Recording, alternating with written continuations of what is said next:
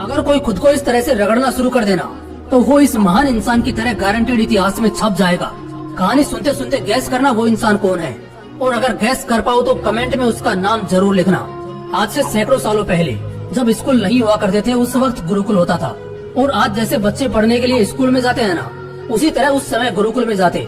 विद्यार्थी अपने 5-6 साल की उम्र से ही गुरुकुल में रहना शुरू कर देता। अपनी पूरी शिक्षा के दौरान वो वही रहता, वही पढ़ता और वही अपना विद्यार्थी जीवन व्यतीत करता। इस दौरान कई गुरु थे जो उन विद्यार्थियों को बहुत बेहतर शिक्षा दिया करते थे, मगर इन सब में एक ऐसा भी छात्र था जो ऐसे तो दूसरे काम काज में बहुत अच्छा था, मगर ना जाने क्यों वो पढ़ाई में बहुत कमजोर था। गुरुकुल के दूसरे विद्यार्थी जहाँ पढ़ाई में बेहतर से बेहतर करते, वहीं उस लड़के को कुछ समझ नहीं आता, और इसका सबसे बड़ा कारण था कि उसका पढ़ाई में बिल्कुल मन ही नहीं लगता था। उसे लगता था कि उसे कुछ याद तो होता नहीं है, तो पढ़ने का क्या ही फायदा। गुरु भी उसे समझा समझा कर थक गए। गुरु कई नए तरीके खोजते जिससे उस लड़के को सिखाया जा सके, पढ़ाया जा सके, मगर वो हर बार नाकाम रहते। इसी तरह दूसरे विद्यार्थी पढ़ाई में पास होकर अगली कक्षा में जाते रहे, लेकिन वो लड़का हर बार फेल होकर उसी कक्षा में रह जाता। इसी वजह से दूसरे विद्यार्थी उस लड़के की हमेशा बेइज्जती करते और उसे पढ़ाई में कमजोर होने की वजह से कई बार बहुत खरी खोटी सुनाते। अब एक समय ऐसा भी आया जब उसके साथ के दूसरे सभी विद्यार्थियों की पूरी शिक्षा खत्म हो चुकी थी, लेकिन वो लड़का अब भी संघर्ष कर रहा था। अब तक गुरुकुल के आचार्य भी उसको सिखा सिखा कर थक गए थे। इसी वजह से उन्होंने उसे पढ़ाई छोड़ देने को कहा और उसे सलाह दी कि ये उसके बस का नहीं है। उसे शिक्षा छोड़कर अपने घर वालों के काम काज में हाथ बटाना चाहिए। ये अब उसके बस का नहीं। उस लड़के को भी लगा कि आचार्य बिल्कुल सही कह रहे हैं, और यही सोचकर वो लड़का भी गुरुकुल से लौट जाता है। लौटते वक्त बड़ी तेज धूप होती है, इसी वजह से उसे तेज प्यास लगती है। इस तड़कती धूप में उसके घर तक का सफर थोड़ा लंबा होता है। इसी वजह से वो लड़का तुरंत पानी की तलाश करता है। वो वही देखता है कि जिस गांव से वो गुजर रहा था, उस गांव की औरतें पानी का मटका लिए जा रही थी। ऐसे में वो उनसे पूछता है कि पानी कहाँ मिलेगा। उनमें से एक औरत उस लड़के को कुएं का रास्ता बताती है जो कुछ ही दूरी पर था। वो लड़का उस कुएं के पास जाता है, जहाँ वो देखता है कि गांव की कुछ औरतें उस कुएं से पानी भर रही होती हैं। वो लड़का वहाँ जाता है और सबसे पहले पानी पीकर अपनी प्यास बुझाता है और वहीं बैठ जाता है कि उसी वक्त उसकी नजर कुएं की दीवार पर पड़ती है, जहाँ गहरा निशान पड़ चुका था। उस निशान को देखकर वो उन पानी भर रही औरतों से पूछता है कि आप लोगों ने कुएं पर ये निशान क्यों किया, इसकी क्या जरूरत थी। इस पर एक औरत कहती है, हमें क्या जरूरत ऐसे किसी निशान को करने की, वो तो सालों से हम लगातार इसी मुलायम सी रस्सी से बाल्टी नीचे लुभाकर ऊपर पानी खींचते हैं, तो इससे अपने आप ये निशान पड़ गया।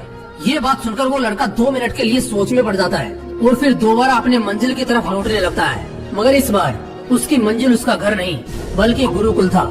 इस एक छोटी सी बात से उसे बहुत बड़ा ज्ञान मिला, जिसका इस्तेमाल करने वो गुरुकुल पहुंचता है। उसे पता है कि वो पढ़ाई में बहुत कमजोर है। तो क्या हुआ, जब 1 टन वजनी पत्थर पर लगातार रस्सी के खींचने से निशान पड़ सकता है, तो क्या इसी तरह अगर वो लगातार सच्चे मन से पढ़ाई करेगा तो क्या उसका असर नहीं होगा। अरे भाई, कैसे नहीं होगा। अगर उस पत्थर पर लगातार रस्सी खींचने की वजह से निशान पड़ सकता है, तो वो भी अब पढ़ाई में कमजोर से बहुत तेज बन सकता है। वो लड़का दोबारा गुरुकुल जाता है और इस बार वो अपने गुरु से एक आखिरी मौका मांगता है। इस बार वो पढ़ना शुरू करता है। शुरू में उसे काफी संघर्ष करना पड़ता है, मगर वो करता है। धीरे धीरे उसे चीजें समझ आने लगती है। वो लगातार पढ़ता है, दिन रात वो अभ्यास करता है। उसकी इस कड़ी मेहनत से गुरुकुल के सभी आचार्य बड़े खुश होते हैं। उसकी हर तरह से पढ़ाई में सहायता की जाती है और धीरे धीरे जो लड़का कुछ समय पहले पढ़ाई में बहुत कमजोर था, वो गुरुकुल के सबसे होशियार छात्र के रूप में नजर आने लगता है। पता है आने वाले कुछ सालों बाद यही लड़का क्या बनता है। जो लड़का कभी पढ़ाई में कमजोर होने की वजह से गुरुकुल से निकाला गया था, वही लड़का आगे चलकर आचार्य वरदराज के रूप में जाना जाता है, जो संस्कृत ग्रामर के बहुत बड़े विद्वान थे। उन्होंने बहुत महान महान संस्कृत की किताबें लिखी थी और आज सैकड़ों सालों बाद भी उन किताबों को पढ़ा जाता है और आज भी उनकी लिखी हुई किताबों की कोई टक्कर नहीं है। अगर तुम भी एक स्टूडेंट हो तो इतना तो तय है कि तुम भी पढ़ाई में बहुत तेज होना चाहते हो। देखो, इस पूरी कहानी से जो मुझे सबसे कोर वैल्यू मिली है वो है कि आदमी अगर उस रस्सी की तरह रगड़ना शुरू कर दे तो हजारों किलो की दीवार पर भी निशान बना सकता है, लेकिन मानना बस इतना है कि उसे लगातार रगड़ना होगा। अगर तुम आज और इसी वक्त से लगातार बिना किसी बहाने के एकदम कंसिस्टेंसी से पढ़ाई करते हो तो तुम्हें सफल होने से कोई नहीं रोक सकता।